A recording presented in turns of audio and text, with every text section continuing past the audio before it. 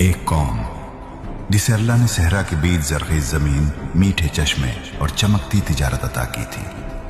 مدین کی ہوا نرم، کھیت سرسبز اور بازار قافلوں سے آباد رہتے تھے۔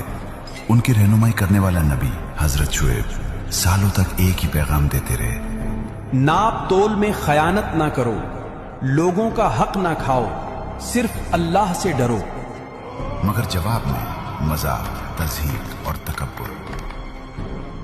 شعیب، تمہاری نصیحتیں ہماری تجارت نہیں چلنے دیتے، یا تو ہمارے طریقے پر آ جاؤ ورنہ شہر چھوڑ دو۔ یہ وہ جملے تھے جو آسمان کی برداشت کو چیر رہے تھے۔ پھر ایک دن زمین نے اپنی خاموشی توڑی، ہوا کا رخ بدل گیا اور ایک زوردار چیخ نے مدین کی پوری وادی کو ہمیشہ کے لیے خاموش کر دیا۔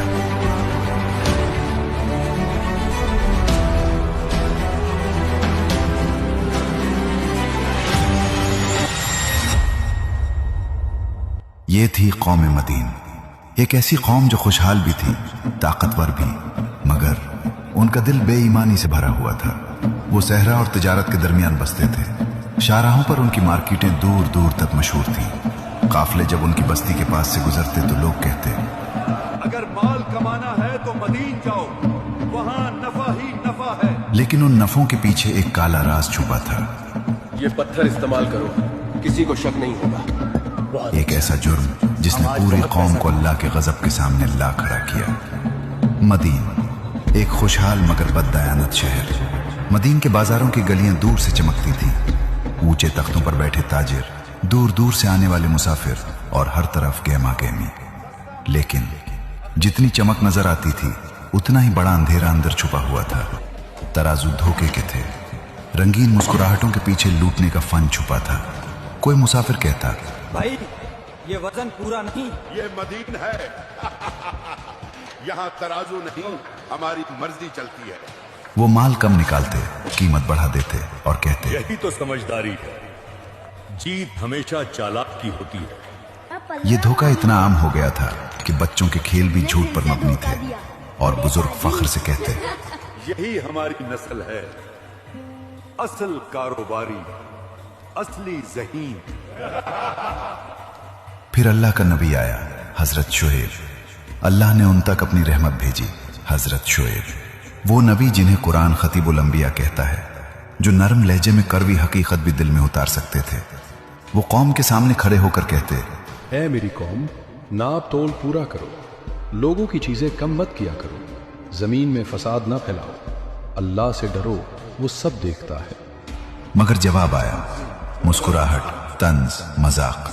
سردار نے ہنستے ہوئے کہا، اے شعیب، کیا تیری نماز نے تجھے یہی سکھایا ہے کہ ہم اپنا مال اپنی مرضی سے بھی نہ بیچیں؟ دوسرے سردار نے کہا لگایا، اصول ہم طے کریں گے، کوئی نبی نہیں۔ یہ صرف نافرمانی نہ تھی، یہ چیلنج تھا، اللہ کے حکم کے خلاف کھلا اعلان جنگ۔ قوم مدین کے 5 بڑے جرائم۔ یہ قوم صرف غلطیوں کی نہیں، جرائم کی مالک تھی۔ 1، ناپ تول میں کمی، کچھ گرام کی چوری، مگر اللہ کے نزدیک یہ ظلم پہاڑوں سے بھاری۔ 2، دھوکہ دہی، جھوٹ ان کی زبان کی زینت، بددیانتی ان کا کاروبار۔ 3، دھوکے کو قانون بنا دینا، پورا شہر فریب پر کھڑا تھا۔ یہ فساد کا سب سے خطرناک درجہ ہے۔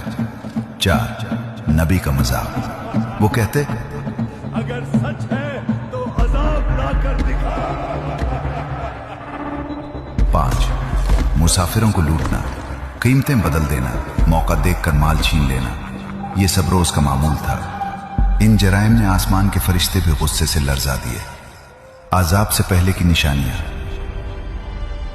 پہلے کوئی پہاڑ نہیں ٹوٹا، پہلے کوئی آگ نہیں برسی۔ اللہ نے مہلت دی، نرمی سے، آہستہ آہستہ۔ 1، برکت ختم ہو گئی، بازار خالی ہونے لگے، دن کمائی کے بغیر ڈھلنے لگے۔ 2، بارش رک گئی، زمین پیاسی ہو گئی، باغ سوکھ گئے۔ 3، رزق تنگ ہو گیا، قافلے مدین سے گزرنے کے بجائے راستہ بدلنے لگے۔ مگر قوم نے کہا، یہ سب شعیب کی وجہ سے ہے۔ اپنے گناہ بھی اللہ کے نبی کے کھاتے میں ڈال دیے۔ یہ بربادی کی آخری سیڑھی تھی، حضرت شعیب کی آخری پکار، آخری بار، آخری امید۔ ایک دن شعیب قوم کے مرکزی بازار میں آئے۔ वहीं जहां जुर्म का कारोबार होता था। उन्होंने दिल लर्जाने वाली आवाज में कहा, ऐ मेरी कौम, तुम नेमतों में डूबे थे मगर तुमने अल्लाह के हुक्म को टुकरा दिया। अब भी वक्त है, वापस आ जाओ, वरना वो दिन आने वाला है जब तुम चीखोगे मगर कोई जवाब न मिलेगा। कौम हंस पड़ी। एक जवान ने नारा मारा, अगर तू सच्चा नबी है तो आसमान से कोई टुकड़ा गिरा दे। एक सरदार ने कहा, तुझे और तेरे साथियों को शहर से निकाल देंगे, फिर देखेंगे तुम कहां जाते हो। शुएब ने आंखें बंद की, आंसू गिरे और फरमाया, तुम्हारे लिए फैसला हो चुका है। आखिरी रात जब मदीन की सांस रुक गई। इस रात मदीन पर अजीब सन्नाटा था। हवा रुकी हुई थी, चरिंद परिंद छुपे हुए थे, कोई आग न जल रही थी। ये खामोशी इस अजाब से भी खौफनाक थी जो आने वाला था। हजरत शुएब को हुक्म मिला, ऐ शुएब, अपने लोगों को लेकर निकल जाओ। सुबह वो दिन होगा जब जालिमों का हिसाब होगा।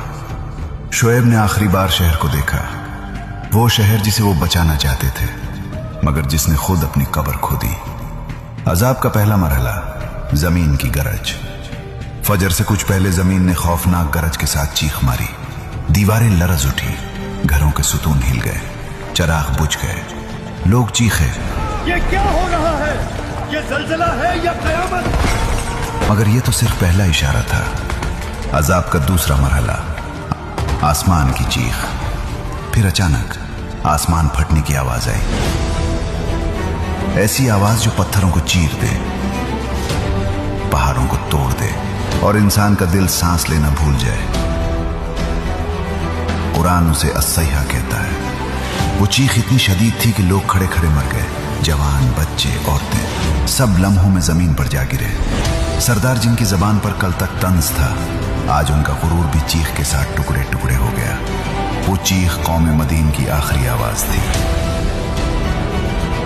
जब खामोशी छाई तो मदीन का शहर यूं लगता था जैसे वक्त रुक गया हो। तराजू उल्टे पड़े थे, बाजार की रेत उड़ रही थी, खजूरों के दरख्त टूटे हुए थे। जहां कल जिंदगी थी आज मौत का सन्नाटा था। जहां कल हंसी थी आज उजड़ी हुई लाशें थी। जहां कल तिजारत थी आज सिर्फ शिकस्त थी। एक नबी का दुख।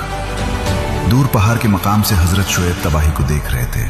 उन्होंने कहा, ऐ मेरी कौम, मैंने तुम्हें बचाना चाहा मगर तुमने सच्चाई से मुंह मोड़ लिया। ये अंजाम है हर उस कौम का जो धोखे और जुल्म को अपना दीन बना ले। फिर वो अपने मोमिन साथियों के साथ इस वादी से हमेशा के लिए चले गए। ये कहानी नहीं, कानून है।